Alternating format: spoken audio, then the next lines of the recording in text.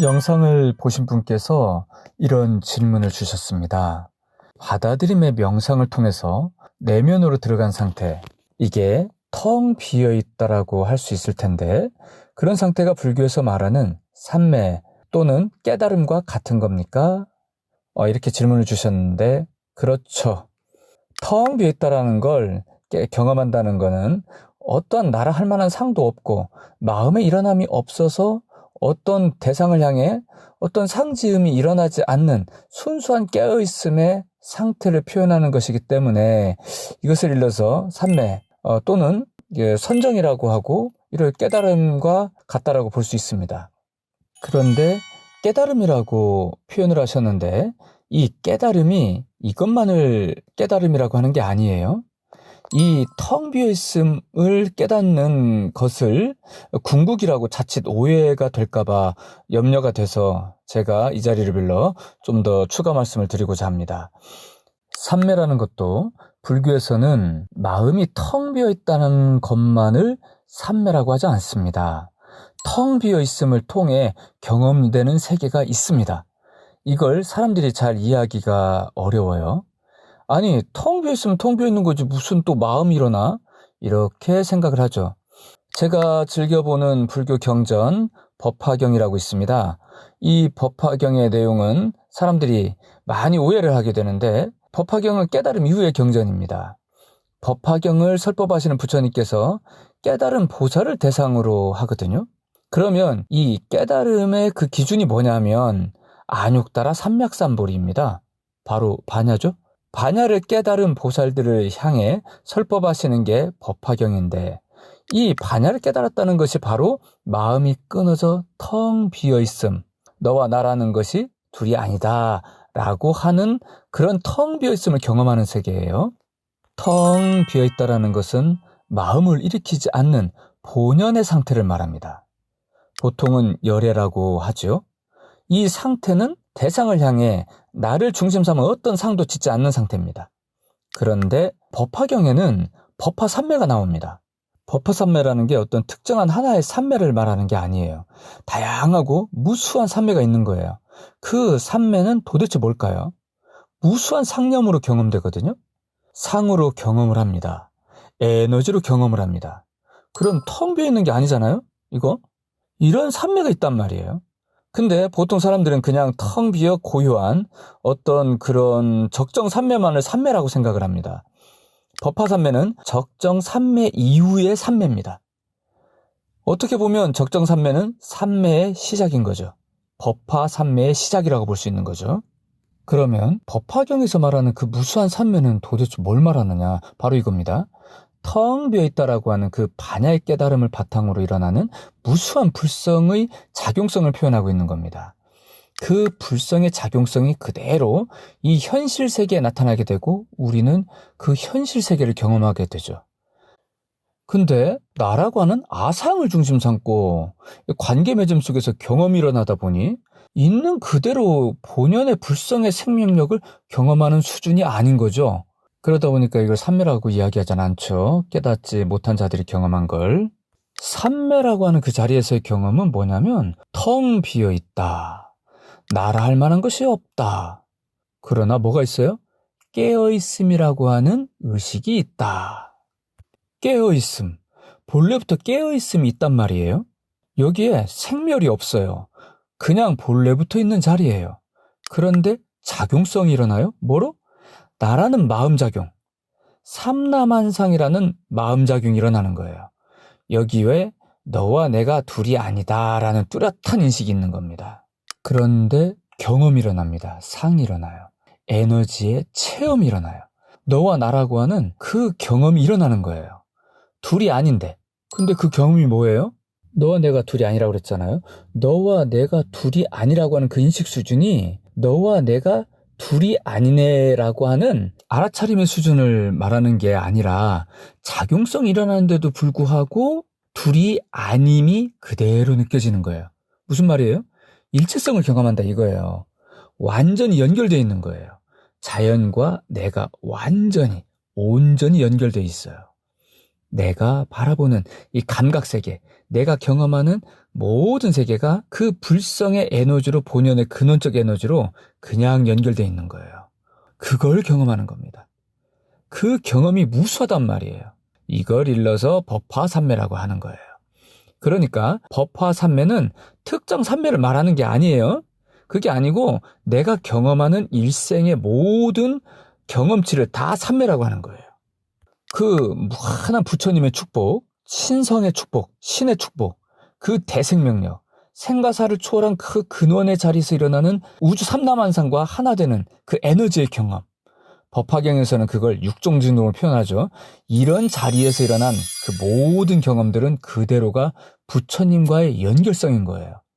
부처님들과의 사랑인 거죠. 그게 삼매입니다. 우리는 그걸 추구합니다. 나라고 하는 에고가 그걸 추구하진 않아요.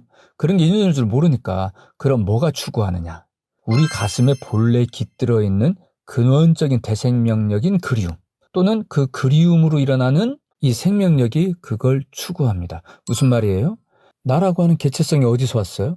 근원에서 왔잖아요. 내가 왔어요? 내가 태어났어요? 아니잖아요. 그 생명이 나타나는 거예요. 거기에 깨어있음이 있는 것이고 그것을 경험하다 보니까 지가 경험하는 걸로 알지. 나라는 존재는 그대로가 불성인 거라. 근데 나타났단 말이야. 나타났는데 왜 나타났냐고? 무언가를 향하는 거지. 뭘 향하는 거냐고? 바로 하나 되고자 하는 작용성. 하나에서 나타나서 또 하나 되려고 해. 근원에서 나타나서 근원과 하나 되려고 그러는 거예요. 근원과 근원 사이의 찰나의 모습, 그 속에 관계성이 만들어졌다 이 말이에요. 나라고 하는 관계성, 너라고 하는 관계성, 이 관계성의 모습이 뭐냐 하면은 하나 되고자 하는 역동성이에요. 그 생명력의 모습인 거죠. 이 자체가 삼매예요. 나라는 존재성 자체가 그대로 불성인 거라. 그래서 반야신경을 보게 되면 여기에 대한 이야기가 좀 달라져요. 뭐냐? 조견 오온 계공이란 말이 있어요. 오온이 뭐예요? 색수상행식, 나라 할 만한 그 모든 것. 몸뚱아리, 생각, 감정, 의지, 알아차리는 그 의식들. 나라고 하는 존재성이잖아요. 그런데 텅 비어있대. 텅 비어있으니 작용성이 없다는 얘기가 아니에요. 이 오온이라고 하는 본래의 생명작용을 말하는 거예요. 무슨 말이냐? 오온이 그대로가 본래 생명, 작용인 대생명력인 불성, 그 자체의 이야기지. 여기에 그 어디에도 나라는 건 없다 이 얘기예요. 오온의 나타남은 내가 나타난 게 아니야. 오온은 생명력이 나타난 거야. 부처님이 나타난 거라고. 대생명력이 나타난 거라고요. 열애가 나타난 거라고요. 열애가 뭐예요? 본래의 생명력을 말하는 거잖아요. 본래 원래부터 있었단 말이에요. 어디 갈 바도 없고 올 바도 없고 그냥 그게 움직인 거야. 열애가 움직여서 나라는 존재성으로 짜잔하고 드러나는 거예요. 이 상대 세계. 그럼 뭐 하려고 드러나? 바로 생명의 작용성을 드러내는 거예요. 그 작용성의 모습은 뭐냐? 또 근원을 향해. 근원에서 일어나서 근원을 향할 뿐이야. 그냥 이게 생명의 상대성이에요. 이렇게 생각하면 돼요. 근원에서 근원을 향한다는 말이. 어느 방이 있어요. 쉽게 생각해서 방이라는 세계가 있는 거예요. 방이 있는데 거기에 공기가 가득해요.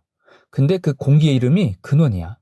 근데 공기가 어떤 A라는 지점에서 B라는 지점을 흘러요. A라는 지점도 근원이고 B라는 지점도 근원이에요. A에서 B로 흘렀어. 근원에서 근원으로 흘렀다는 얘기예요. 근데 여기에 뭐가 생겼어요? 생명력이 움직인 거예요.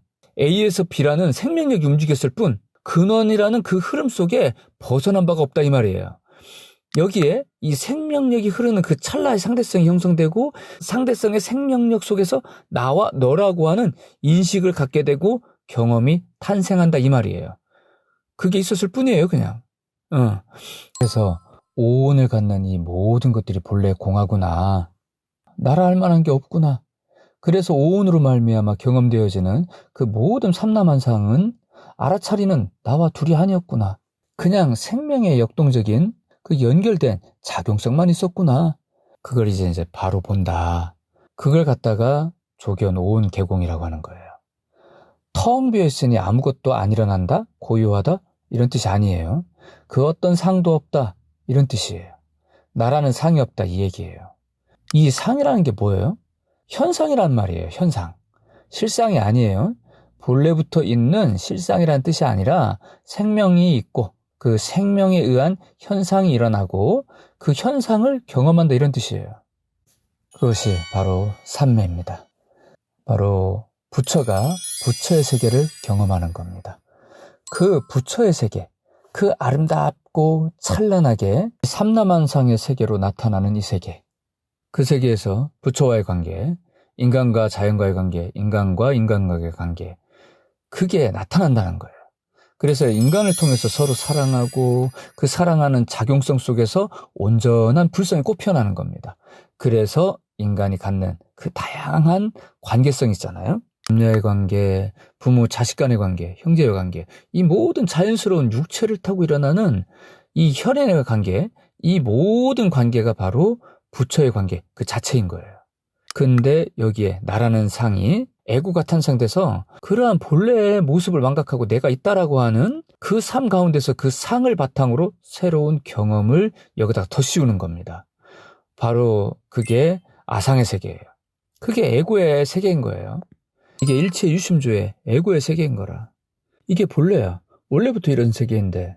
그래서 그런 어떤 상에 갇혀있는 상이라고 하는 자연스러운 현상인데 그 상에 갇혀버린 게 문제다 이 말이에요. 상을 비우세요. 이런 말들을 하는데 상 비우면 좋지. 근데 상은 본래 일어나는 거예요. 상으로 경험을 하는 거거든. 상으로. 상이라는 걸로 부처의 세계를 경험하는 거거든. 근데 여기에 나를 중심 삼고 강력하게 자기만의 세계를 만들려고 하는 그런 데서 이제 뭔가 상에 집착하게 되고 그럼으로 인해서 본질을 망각했다. 근원에서 근원으로 흐르는 그 본질을 망각해버렸다. 근원에서 근원으로 흐르는 그 사이에 일어나는 생명의 현상에 상이 갇혀버린 거죠. 그래서 생명력이 흐르는 것이 멈춰버렸다. 소통이 안 되는 거예요. 생명의 소통이. 이것이 바로 번뇌입니다. 이것이 마치 죽음과도 같은 거지. 이것이 고통인 거라. 그래서 그런 거지. 이게 해결되면 본래 이 세계는 바로 불성의 세계 그 자체다.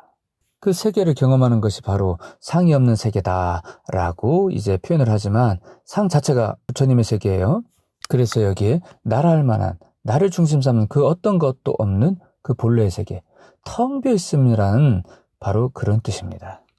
텅 비어 있다는 말을 쓰다 보니까 진짜 텅 비어서 아무것도 안 일어나는 그런 걸로 이해하는 거예요. 그런 뜻이 아닙니다.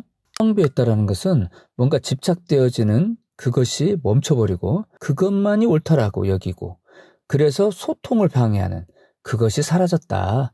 그것만이 옳다라고 여기는 그것이 사라졌다. 그것을 텅 비었다라고 표현하는 겁니다. 그래서 텅 빔을 첫 번째 삼매로 보는 거예요. 첫 번째 삼매. 이게 시작입니다. 그래서 불교에서는 그걸 깨닫는 걸 반야바라밀이라고 하는데 그 반야가 시작이 되어 법화경에서 말하려고 하는 그 이후의 단계가 있는 거예요. 그래서 화엄경에서는 십바라밀을 이야기하죠. 이 텅 비어있음, 너 나라고 하는 것이 둘이 아님을 온전히 아닌 경지를 반야라고 하는데 그걸 육바라밀이라고 합니다. 근데 십바라밀을 이야기하거든요. 7, 8, 9, 10 그 뒤가 있다는 얘기예요. 그 뒤는 뭘까요? 그걸 깨달은 다음에 일어나는 법화 삼매의 경험의 세계입니다. 바로 부처와 부처와의 관계, 부처와 대보살들과의 그 역동적인 대생명력, 불성의 그 아름다움을 꽃피우는 삶의 관계, 그걸 우리는 제대로 경험해야 된다. 그러므로 정리해보자면 텅 비었다라고 하는 이 반야는 삼매의 시작이 되는 겁니다. 그 다음 단계는 불성을 온전히 꽃피워 나가는, 삶 속에서 붓다의 삶으로 꽃피워 나가는 그것이 법화 삼매로서 앞으로 경험해야 될 삼매가 될 것입니다. 공부가 되셨다면 좋아요, 구독, 알림 설정, 그리고 공유로서 마구마구 뿌려주세요. 감사합니다. 복 받으실 거예요.